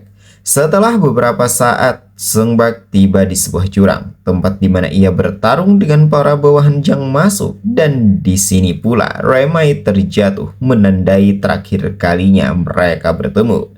Gadis kecil mendekat bertanya, ada di mana mereka? Bukankah tidak ada apa-apa di sini? Apakah Sung Baek ingin menemui seseorang di tempat ini? Kenapa mereka datang ke tempat yang sama sekali kosong, tidak ada siapa-siapa? Di bukit ini MC teringat pesan Roy Mai yang kala itu memintanya untuk tetap bertahan. Mengingat itu ia pun berkata di dalam hati bahwa disinilah mereka berpisah. Master Chang Hu bilang kalau Roy Mai masih hidup. Tapi jika Roy Mai benar-benar jatuh dari ketinggian ini, apa mungkin Roy Mai benar-benar selamat? Ia kemudian meyakinkan diri untuk tidak ragu kalau Roy Mai masih tetap hidup. Jika ia menyisir tempat ini, mungkin ia akan menemukan jejak sekecil apapun. Gadis kecil mendekat bertanya, kenapa Sung Baek malah melamun dan tidak menjawab pertanyaannya? Apakah seseorang yang Sung Baek cintai meninggal di sini atau semacamnya? Sung Baek berbalik badan menjawab bahwa orang yang dimaksud belum mati. Gadis kecil tentu saja terkejut atas jawaban itu, padahal dirinya hanya sekedar bercanda, namun tidak menyangka memang benar adanya. Tapi ia bingung apakah sungguh ada seseorang yang jatuh dari sini. Dirinya yang memikirkan itu seketika tersentak mendapati panggilan Sung Baek. Kenapa tidak turun? Ia mengumpat kesal berkata, setelah susah payah naik ke sini, mereka malah turun lagi. Namun sekali lagi, ia tidak punya pilihan selain mengikuti Sung Baek. Setelah beberapa saat, mereka tiba di pesisir sungai, persis tempat di mana Chow Wu sewaktu dulu menemukan Roy Mai saat sedang memancing. Dan kali ini, Sung Baek juga menemukan seseorang dengan hobi yang sama.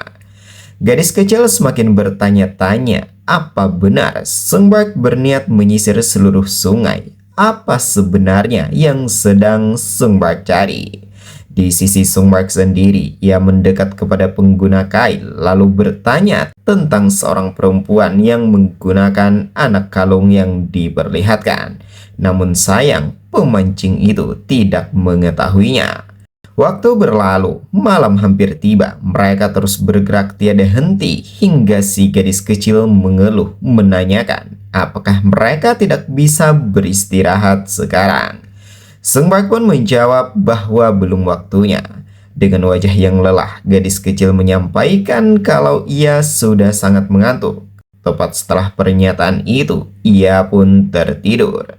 Setelah menempuh perjalanan yang begitu panjang seharian penuh, MC pun memutuskan untuk beristirahat. Ia menggendong gadis kecil dan membawanya ke sebuah gubuk kosong.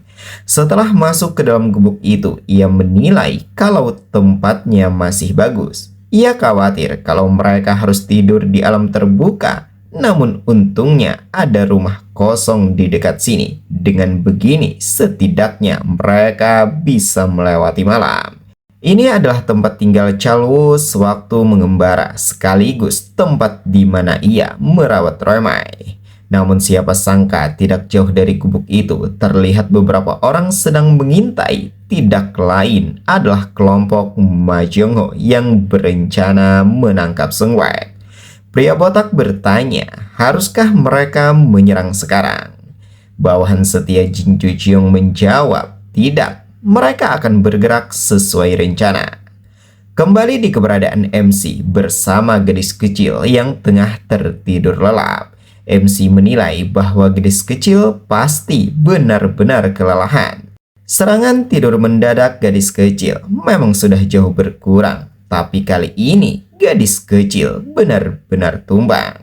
Ia kemudian bangkit berdiri, mengamati seisi ruangan, lalu menilai. Dilihat dari debu yang menumpuk, sepertinya sudah cukup lama tidak ada orang yang tinggal di sini. Namun ia merasa janggal karena tempat ini terawat dengan sangat baik. Dari piring-piring yang dibalik, sepertinya orang yang tinggal di sini benar-benar menjaga rumah ini dengan baik. Mendapati adanya peralatan makan, ia berencana memasak sesuatu yang layak untuk besok hari. Namun seketika ia tersentak, tidak mendapati adanya satu pakaian pun yang tergantung. Ia pun menoleh ke sisi yang berbeda dan menemukan kalau pakaian itu terlipat rapi. Ia segera mendekat dan memeriksa sembari mengingat pesan Roemai. Kala itu Roemai berpesan untuk selalu menyimpan senjata dalam posisi tegak. Mangkok dan piring harus dibalik agar debu tidak menumpuk. Roemai juga mengajarkan bagaimana cara melipat pakaian. Roemai juga berpesan agar Sung Baek berhati-hati selama berpergian. Kembali di keadaan sekarang, mengingat itu ia penuh tanya, apakah jangan-jangan Roemai pernah berada di sini? Malam berlalu, pagi telah tiba. Sesuai yang direncanakan sebelumnya, ia memasak dan membuat hidangan untuk sarapan. Di sisi gadis kecil, setelah melewati tidur yang begitu panjang, ia akhirnya terbangun mencium aroma yang begitu lezat. Ia meregangkan badan seperti kita pada umumnya. Dengan setengah kesadaran, ia menoleh ke arah Sung Baek bertanya apa yang sedang dilakukan. Sung Baek menjawab bahwa ia sedang membuat sarapan. Ini mengejutkan gadis kecil. Ia tidak menyangka kalau Sung Baek tidak hanya pandai dalam bertarung, namun juga bisa membuat hidangan. Merasa tidak yakin akan hal ini, ia mengkonfirmasi sekali lagi dari mana Sung Baek mendapatkan bahannya. Sung Baek pun menyampaikan kalau ada kebun sayur kecil di dekat sini, jadi ia merebusnya bersama ransum kecil. Sembari menikmati hidangan, mereka saling berbincang. Gadis kecil bertanya, jadi sekarang mereka akan pergi kemana? Ia menjelaskan bahwa bukan berarti mengikuti Sung Baek itu berat atau semacamnya. Tapi ia hanya penasaran apakah mereka memang seharusnya berkeliaran tanpa tujuan seperti ini. Sung Baek menjawab kalau mereka akan tinggal di sini untuk sementara waktu. Gadis kecil sependapat akan hal itu, namun tiba-tiba ia tersentak merasa khawatir kalau Sung Baek akan meninggalkannya. Ia bangkit berdiri menggedor meja, menegaskan kalau Sung Baek harus tetap kembali. Sung Baek menjawab, jika gadis kecil ragu, silahkan ikut dengannya. Dengan wajah yang lelah mengingat perjalanan panjang hari kemarin, gadis kecil bertanya, apakah tidak apa-apa kalau ia berkeliaran dan tertidur seperti kemarin? Justru Sung Baeklah yang akan kesulitan. Mendengar pernyataan itu, Sung Baek pun berbalik badan berkata, baiklah kalau begitu, ia akan kembali. Sebelum berlalu jauh, gadis kecil berteriak berpesan agar membawakan sesuatu yang enak untuknya. Sung Baek menjawab, lihat nanti. Kalimat itu menjadi sebuah pertanyaan bagi gadis kecil. Ia hanya sekedar mengatakan tanpa berpikir, tapi apa tuan muda itu benar-benar akan membelikan makanan dalam perjalanan pulang? Ia bertanya-tanya, apakah Sung Baek benar-benar orang yang sama? Sejak pagi tadi, ada sesuatu yang aneh. Seorang pria yang nyaris tidak terasa seperti manusia tiba-tiba bersikap begitu ramah. Merasa pundaknya begitu pegal, ia berkata bahwa ia tidak terbiasa dengan hal ini. Tapi apapun itu, ia akan tidur lagi. Namun sayangnya, ia tidak pernah menduga bahwa dirinya juga ikut menjadi incaran oleh orang-orang Ma Jiongho. Para bawahan Jin Jujeong sepertinya tidak lengah sedikit pun untuk mengawasi MC dan gadis kecil hingga sekarang. Salah seorang bertanya pada pemimpin pasukan, haruskah mereka menyerang gadis kecil sekarang? Pemimpin pasukan wanita membantah, menegaskan bahwa mereka akan bergerak setelah yakin kalau Sung Baek sudah cukup jauh dari gadis kecil. Sung Baek adalah ahli tingkat puncak yang bahkan pemimpin cabang belum tentu bisa mengalahkan. Jika mereka bergerak gegabah, mereka hanya akan menambah korban. Begitu mereka mendapat kabar bahwa Sung Baek sudah berada sejauh mungkin dari gadis kecil, maka mereka akan menculik gadis itu. Saat ini, gadis itu adalah satu-satunya kelemahan Sung Baek. Ia mengakui kalau ini memang tidak seperti ciri khas dan gaya dari Ma Jiongho. Tapi mau bagaimana lagi? Untuk menghadapi pria itu, mereka tidak akan bisa berbenturan secara langsung. Setelah menunggu beberapa saat, seekor burung datang membawa sebuah surat melaporkan bahwa target yang diawasi sedang menuju pasar ikan. Jarak dari gadis kecil lebih dari 2 jam. Mengetahui isi surat itu, pemimpin pasukan wanita meremasnya lalu berspekulasi kalau ini adalah sesuatu yang tidak mudah. Sepertinya ini adalah rumah seorang nelayan. Jadi pemuda itu datang untuk mencari jejak Roy Mai. Baiklah kalau begitu, mari mereka beraksi. Di sisi Sung Baek, ia menyusuri pesisir sungai hingga muara dan bertanya pada nelayan tentang seorang wanita yang memiliki ciri-ciri seperti Rimai. Tidak hanya itu, ia juga menghampiri para pedagang ikan satu persatu dan menanyakannya. Namun sayang, tidak satu pun dari mereka yang mengetahui. Di saat ia ingin berlalu pergi, ia teralihkan dengan sebuah jajanan tradisional. Ini mengingatkannya pada kesukaan Remai sewaktu dulu, sekaligus juga mengingatkannya pada pesan gadis kecil untuk membawakan sesuatu yang enak saat kembali. Menyadari akan hal ini, ia meminta pada pedagang tersebut untuk membungkuskannya. Pedagang mengucapkan terima kasih karena Sung Baek telah membeli jualannya. Sung Baek pun berkata, bolehkah ia bertanya sesuatu? Pedagang tidak keberatan akan hal itu. Ia mempersilahkan Sung Baek untuk menanyakan apapun itu. Sung Baek bertanya, apakah ada wanita muda yang datang ke sini untuk menjual ikan? Pedagang menjawab, biasanya pasar ikan dipenuhi para pelaut dan nelayan. Mendengar itu, Sung Baek menyimpulkan bahwa sepertinya tidak ada petunjuk di sini. Lantas kemana ia harus pergi selanjutnya? Seketika penjual berbeda angkat bicara menyampaikan, bukankah sekitar 1 tahun lalu ada cerita tentang seorang lelaki tua besar yang tiba-tiba mengaku mempunyai cucu perempuan? Ada banyak rumor tentang lelaki tua berwajah menakutkan yang berjalan bersama cucu perempuan yang cantik.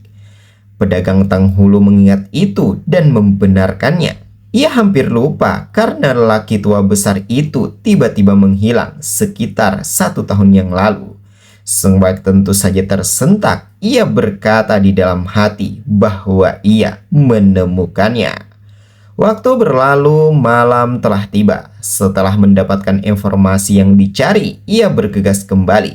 Saat sedang dalam perjalanan, ia teralihkan dengan tanghulu stroberi yang dibawa sembari berkata, ia tidak akan pernah mengerti kenapa wanita selalu suka makanan seperti ini. Ia teringat saat dimana penjual menyerahkan jajanan itu. Penjual berkata, jika yang Sung Baek maksud adalah lelaki tua besar, memang ada seorang pedagang yang mengetahui akan hal itu.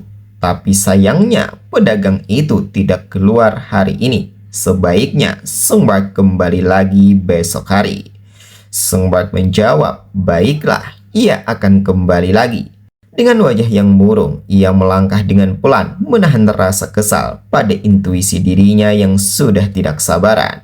Setelah menemukan Roemai, ia bertekad untuk membantu gadis kecil mencari sang kakek.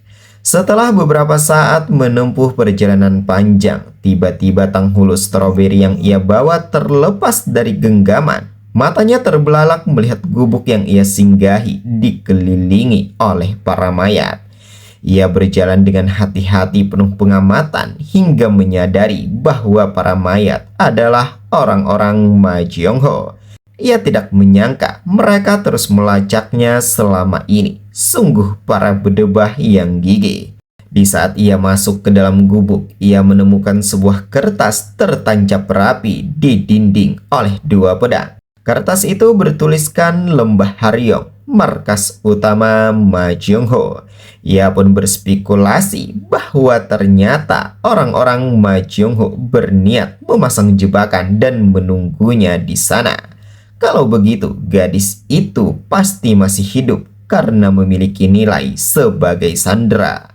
Ia meremas surat itu lalu mengalirkan kiai pada lengannya hingga membuat kertas menjadi melebur. Tidak hanya itu, ia juga membubuhi sekujur tubuh dengan aura kebiruan sebagai kemarahan yang tak tertahankan.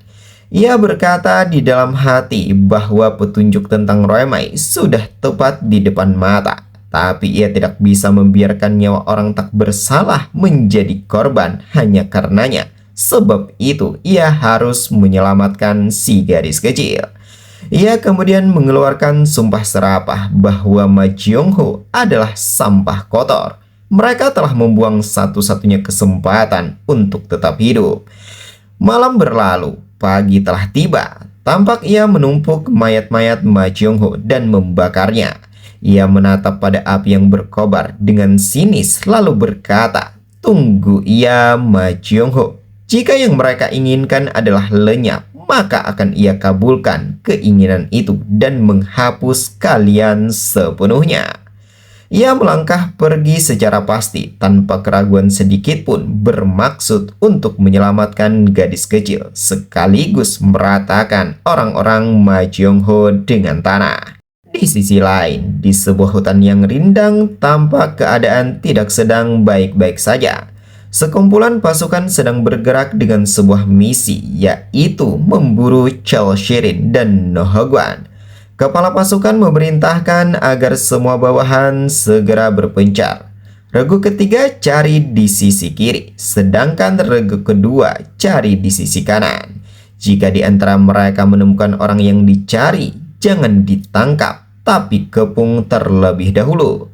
Mendengar perintah itu, para bawahan pun segera melaksanakannya. Di benak pemimpin pasukan itu terngiang sebuah nama, yaitu Chao Ogyung, atau yang lebih dikenal dengan sebutan Chalwu, kakek angkat dari Nona Sherin. Cerita masuk ke dalam masa lalu pemimpin pasukan.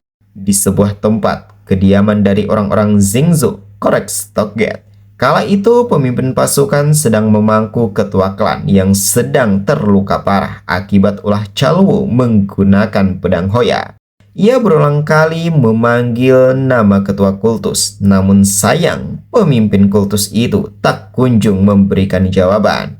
Dengan rasa kesal yang mendalam, ia mempertanyakan bahwa ini hanya duel biasa, mengapa sampai sejauh ini? Chalwu menjawab, sungguh konyol. Jadi duel antara kaum ortodoks adalah sesuatu yang begitu sepele bagi pemimpin pasukan. Saat ini, ucapan pemimpin pasukan tidak berbeda dengan menghina lawan yang ia hadapi dalam pertarungan hidup dan mati. Pemimpin pasukan berkata, baiklah, ia akan menerima hasilnya. Tapi ingat ini, suatu hari nanti orang-orang Zhengzhou akan menuntut Chalwu membayar hutang darah ini. Jadi pastikan Chalwu tetap hidup sampai hari itu tiba. Sejenak Chalwu terdiam lalu mendekat berkata agar si pemimpin pasukan sebaiknya bergegas sebelum ia berubah pikiran. Kembali di keadaan sekarang, sembari menempuh perjalanan ia bergumam, Seekor elang pembawa pesan yang entah dari mana datangnya tidak hanya mengabarkan tentang Chalwo yang masih hidup, tetapi yang lebih membuatnya bahagia adalah mengetahui bahwa Chalwo memiliki kerabat saudara.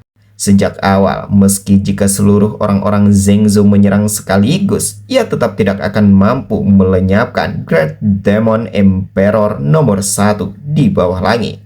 Meskipun begitu, dengan tekad yang bulat, ia tetap berniat akan membuat Chalwo merasakan penderitaan yang pernah ia dan orang-orang Zengzou rasakan. Di balik penyergapan dan pemburuan skala besar-besaran ini, Nohogwan dan Chalsheren benar-benar terjebak. Mereka selaku antek-antek sekti ilahi yang diwakil pemimpini oleh Chalwo tentu menjadi target sasaran. Nohogwan berkeringat dingin, begitu juga dengan Chalsheren. Ia bertanya-tanya apa sebenarnya yang terjadi. Bahkan di dalam sekti ilahi, perjalanan Iron Man ke dunia bela diri adalah rahasia yang hanya diketahui segelintir orang. Namun bagaimana bisa para bajingan ortodoks ini bisa mengetahui dengan tepat rute dan identitas mereka berdua? Jika sesuatu terjadi pada Iron Man di sini, perang ortodoks dan demonik yang kedua bisa-bisa akan pecah. Ia penasaran siapa sebenarnya dalang dibalik semua ini dan demi alasan apa mencoba memicu perang ortodoks dan demonik yang kedua. Beralih di kediaman Master Balai Penjaga atau Master Balai Penegak Hukum, tampak ia menerima kedatangan seorang tamu yaitu Zagmin. Zagmin menyampaikan bahwa ia tidak pernah menyangka wakil pemimpin kultus akan sampai mengorbankan murid mereka sendiri untuk mewujudkan ini.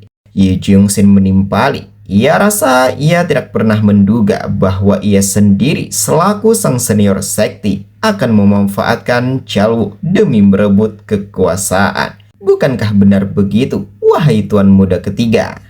Zagmin pun menanggapi pernyataan itu. Ia berkata, dengan memanfaatkan sekti ortodoks untuk menyingkirkan Nona Chao, lalu menggunakan amarah Chalwo selaku wakil pemimpin kultus untuk memicu perang ortodoks dan demonik yang kedua. Dari sini ia belajar satu hal tentang membinasakan dengan pisau orang lain.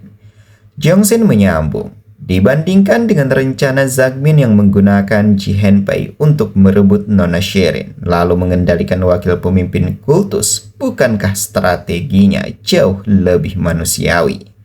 Zagmin menimpali, ya, bukan berarti ia sedang membandingkan rencana siapa yang lebih baik.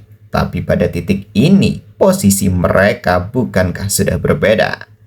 Adapun perihal penentu siapa yang naik tahta, ia sependapat dengan Jongsin bahwa untuk menentukan penguasa dunia bela diri lewat semacam turnamen adalah omong kosong belaka.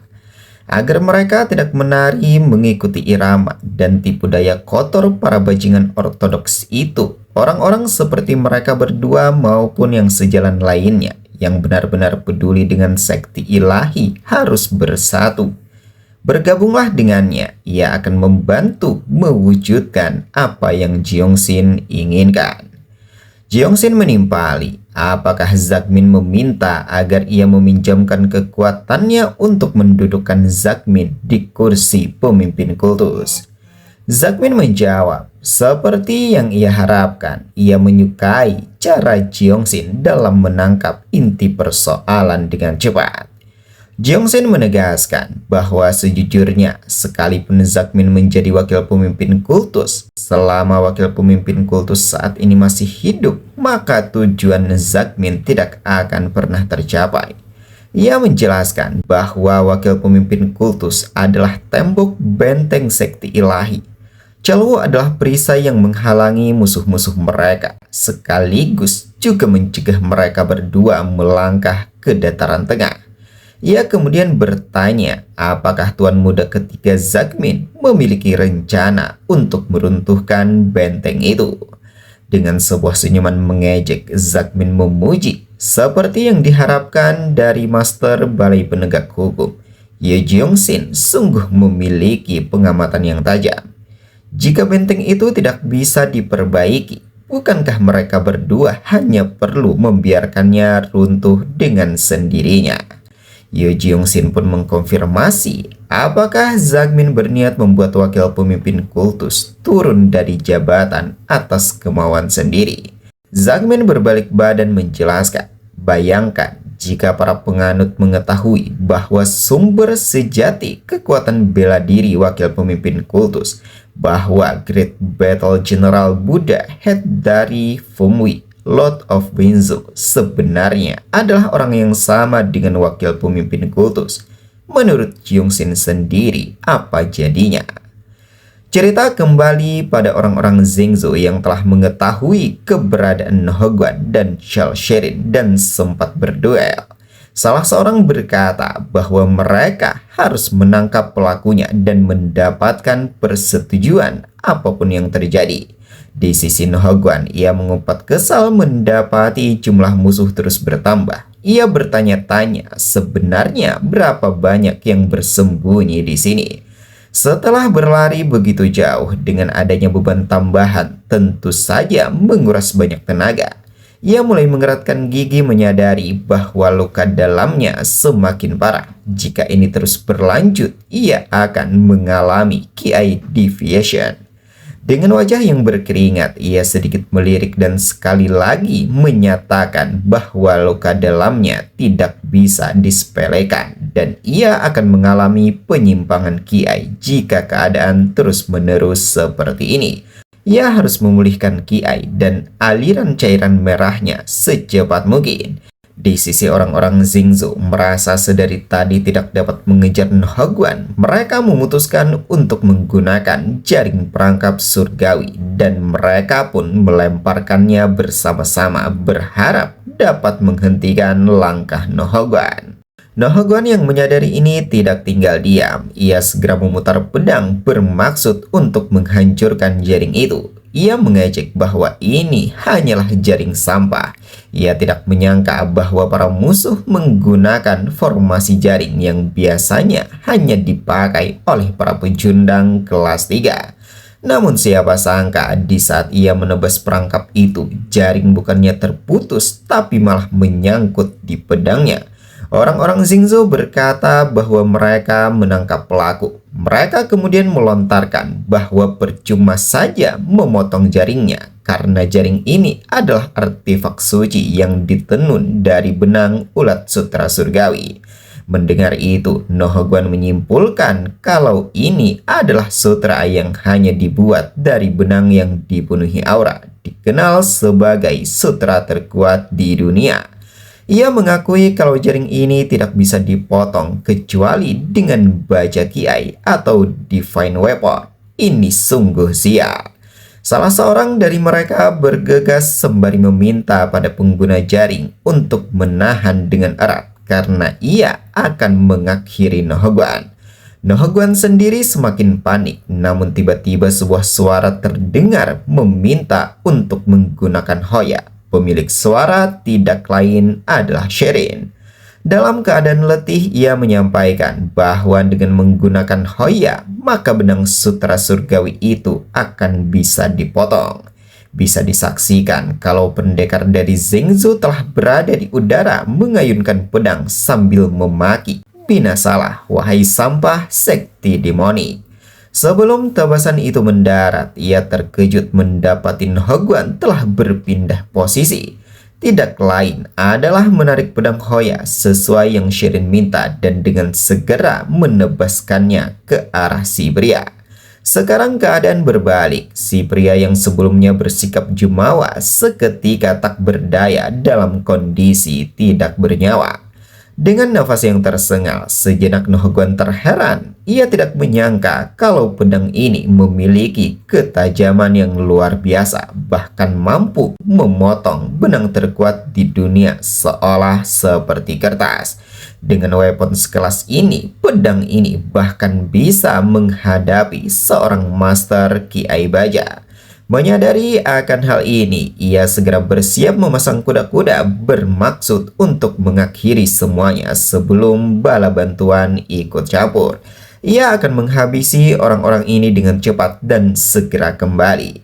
Salah seorang pendekar tercengang terlebih lagi melihat Nohogwan melayangkan tebasan membabi buta hingga membuat para rekan binasa seketika. Melihat ini ia tidak tinggal diam. Ia berteriak memperingatkan, apa yang semua pasukan lakukan? Jangan panik, serang bersama-sama. Tepat setelah peringatan itu, tiba-tiba salah seorang tetua datang meledek berkata, kalian kesulitan seperti ini hanya melawan seorang bocah demonik. Sepertinya ia harus meninjau ulang kelayakan mereka semua. Di sisi lain, pria berbeda mencoba melakukan hal yang sama. Ia mengecam agar Nohogwan berhenti melawan dan segera menyerahkan diri sebelum mati. Nohogwan tentu tidak bertekuk lutut begitu saja, terlebih mengetahui weapon yang digunakan sangatlah luar biasa. Mendapati kesempatan yang ada, ia dengan sigap menangkis tebasan yang datang. Si pria mencela kalau Nohogwan adalah sampah demonik busuk. Ia kemudian menyampaikan bahwa dengan memusnahkan Nohogwan, maka mereka akan menegakkan keadilan. Nohogwan bukannya takut, ia justru mempertanyakan keadilan yang dimaksud. Lalu balik menyinggung bahwa regu si pria adalah sampah ortodoks yang menuduh anak-anak tak bersalah sebagai pengikut kultus demonik hanya untuk menutupi kesalahan kalian sendiri. Si pria mengumpat kesal. Kemarahannya benar-benar tak tertahankan setelah menerima sindiran itu. Ia mengalirkan kiai dan menambahkan tekanan pada pedang sembari berkata untuk tidak melontarkan tuduhan yang tidak berdasar tanpa bukti. Nohogwan semakin geram menghadapi sikap si pria yang selalu membantah. Merasa tidak terima akan hal ini, ia dengan sigap memutar mata pedang hingga membuat si pria terbelalak karena merasakan adanya sebuah tebasan yang mendarat di tubuh. Di akhir hayat si pria, perlahan Nohogwan mendekat menyampaikan bahwa dirinya lah buktinya. Tepat setelah pernyataan itu, sebuah makian terdengar menyatakan kalau si pria sungguh tidak berakal. Bisa-bisanya dikalahkan oleh bocah demonik yang bahkan tidak memahami sedikit pun ilmu pedang. Si pria memang pantas mati. Nohogwan tersentak mendengar ejekan itu. Ia menoleh ke sumber suara dan mendapati adanya pendekar berbeda tengah melayang di udara dan menerjang ke arahnya. Namun untung ia dengan sigap menangkis serangan itu meskipun harus termundur ke belakang karenanya. Pria ini tidak lain adalah sang pemimpin pasukan Xingzhou. Ia menyampaikan perasaan anehnya. Kenapa anak buah mereka bisa kesulitan menghadapi teknik pedang sesembarang itu? Bahkan meski para bawahannya memegang divine weapon, tetap saja tidak berkutik. Tapi sekarang ia mengerti, ternyata ini karena Hoya. Jadi inikah pedang Hoya yang dulu itu? Nohogwan menatap si pria dengan tajam karena merasakan aura yang begitu luar biasa. Ia menilai bahwa pemimpin pasukan setidaknya berada pada tingkat yang setara dengan master. Apapun yang ia lakukan, ia tidak akan bisa menang melawan pria ini. Pemimpin pasukan angkat bicara. Bagaimana bisa ia lupa pedang yang telah merenggut pemimpin kultus mereka? Itulah sebabnya ia justru semakin gembira karena sekarang ia bisa menyaksikan leher cucu perempuan Calwu terpenggal oleh pedang kesayangan Calwu sendiri. Tanpa banyak berbasa-basi, si pria kembali melesat menghujamkan pedang. Namun untuk yang kedua kali, Nohogwan dapat menangkisnya. Tidak berhenti sampai di sini, si pria semakin berambisi melayangkan tebasan ke berbagai arah. Akan tetapi sejauh ini Nohogwan masih bisa menghindar. Si pria memuji bahwa teknik sabir Nohogwan cukup bagus. Tapi jika hanya bertahan, itu tidak akan membawa Nohogwan kemana-mana. Nohogwan bergumam, bahkan ketika ia menggunakan sebilah pedang milik seorang Transcendent Master, tetap saja tidak ada celah sedikit pun yang bisa ia manfaatkan. Dirinya yang dulu pasti sudah melarikan diri sejak lama, tapi pemimpin pasukan Song telah memberinya pelajaran yang berharga. Ia terbayang saat dimana Sung Baik berperang. Mengingat itu, di benaknya berkata bahwa pemimpin pasukan Song pasti tidak akan pernah ragu seperti dirinya sekarang. Bahkan tidak pernah mundur dalam situasi apapun. Sekarang ia akhirnya mengerti dari mana keputusan pemimpin pasukan Song berasal. Itu tidak lain adalah karena Nona Chal Shirin. Jadi, pemimpin pasukan Song harus tetap kembali dalam keadaan hidup, entah apapun yang terjadi. Ini sungguh begitu absurd sampai ia ingin tertawa. Di ambang kematian, satu-satunya hal yang ia pikirkan justru adalah saingan cintanya. Di tengah perenungan yang mendalam, pemimpin pasukan Xingzu tiba-tiba bertanya, apakah Nohogwan sudah hilang akal sehingga tertawa di saat seperti ini? Namun siapa sangka ia tiba-tiba terbelalak mendapati Nohogwan melaju ke arahnya. Ia penasaran bagaimana bisa seorang pemuda yang baru saja berada dalam tekanan seketika bangkit melawan. Sembari mengayunkan pedang, Nohogwan menentang jika si pria bisa melakukannya, maka ia juga bisa. Alhasil mereka berdua pun saling berduel. Di sisi Chal Shirin yang menyaksikan ini mulai khawatir. Tampak selongsong pedang Hoya masih melekat di lengannya. Ia bergumam bahwa semua ini adalah salahnya. Ia terlalu sombong. Ia pikir seni bela dirinya yang telah meningkat ditambah dengan pengalaman Tuan Nohogwan akan cukup untuk mengatasi semua ini. Ini mengingatkannya pada kejadian sebelumnya saat dimana Nohogwan mengecam dan bertanya pada seorang pria yang mengenakan pakaian seperti pengembara. Melihat tindakan Nohogwan yang begitu gegabah, Shirin meminta untuk tidak membinasakan si pria. Itu ia ucapkan tidak hanya sekali, melainkan 2 kali, berharap untuk tidak menimbulkan masalah besar. Ia meminta agar Nohogwan mengampuni si pria dan ia akan bertanggung jawab atas apa yang terjadi. Mengingat itu, ia menyadari bahwa belas kasihannya kepada musuh justru berubah menjadi kekejaman. Ia tidak pernah membayangkan kalau orang itu beserta yang lainnya akan mengejar mereka berdua sekeras ini. Ternyata inilah hasil dari rasa benar dirinya sendiri. Ia kemudian menegaskan bahwa ada satu cara untuk keluar dari situasi ini. Tapi untuk menguasai teknik pedang penghancuran, ia harus memutus seluruh emosinya. Itulah yang sang kakek ucapkan kala itu. Namun jika ia melakukannya, apa yang akan terjadi pada ingatannya yang hilang? Saat itu sang kakek juga berpesan bahwa Shirin tidak bisa memiliki semuanya. Sehingga ia sendiri menyimpulkan bahwa saat ia memutus emosinya untuk menguasai teknik pedang penghancuran, ingatan yang selama ini ia cari, apakah semua itu juga akan lenyap? Di tengah pertimbangan itu, orang-orang Xingzu datang mendekat. Mereka berkata kalau ini adalah akhir bagi Shirin selaku penyihir kecil. Mendapati yang terjadi, Shirin bergumam bahwa ia tidak ingin menjadi beban lagi bagi orang lain. Bersamaan ini, ingatan masa lalunya perlahan bermunculan dan bersamaan ini pula salah seorang pasukan Xingzu mengayunkan pedang bermaksud membinasakan.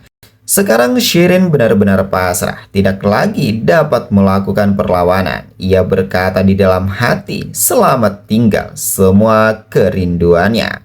Sementara Nohogwan juga mengalami nasib yang sama. Hoya yang saat ini menjadi andalan utama justru terlepas dari genggaman dan terpental tinggi di udara yang kemudian mendarat terpisah dari tubuhnya.